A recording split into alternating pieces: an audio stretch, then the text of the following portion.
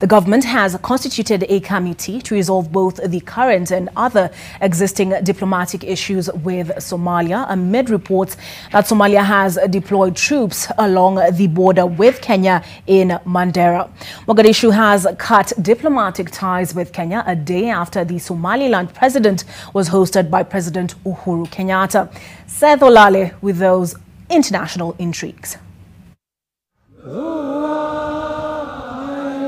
In a move aimed at quenching the escalating diplomatic spat between Kenya and Somalia, second invasion coincided. Government spokesman Cyrus Oguna says the country is engaging diplomacy hours after Somalia said it was cutting diplomatic ties with Kenya. Oguna says the two countries still enjoy good working relations and should not be undermined by the dispute. Effort must be put in place to ensure that it is resolved. And as of now, certainly there are discussions taking place or going on to ensure that the relationships are normalized for normal socio-economic activities to be able to continue as they were before.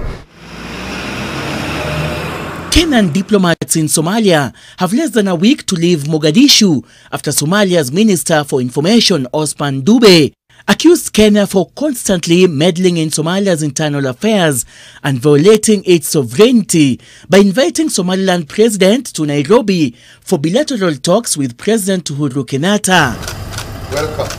The world has to come to the reality and agree that Somaliland will continue to survive and exist as a country, and that the sooner the United Nations recognize this, the better for everybody.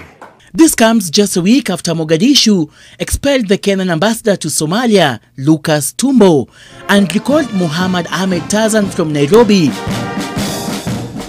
following a similar initial complaint of interference. President Mohamed Farmajo's administration has also submitted a complaint to IGAD to include the diplomatic spat with Kenya on the agenda during the upcoming virtual summit scheduled on December 20th. Meanwhile, Somalia National Army troops have reportedly been spotted taking strategic positions along the Kenya-Somalia border in Mandera.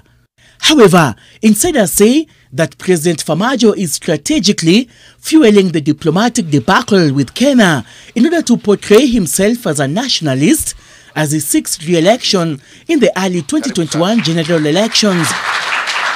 In Mogadishu, Farmajo's administration has been struggling to calm opposition supporters protesting state interference in elections procedures.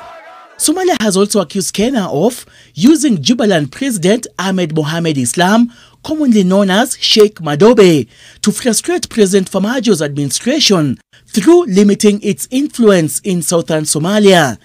Kenya and Somalia are also embroiled in a maritime border dispute that's currently before the International Court of Justice, with Somalia rejecting Kenya's attempts for an out-of-court resolution. The government of Kenya cannot and will not stand by as its démarches are ignored and its territorial integrity is infringed upon and its sovereign resources are carved out and shared out by an ungracious and unbrotherly neighbor acting to satisfy the greed of commercial interests resident in foreign lands.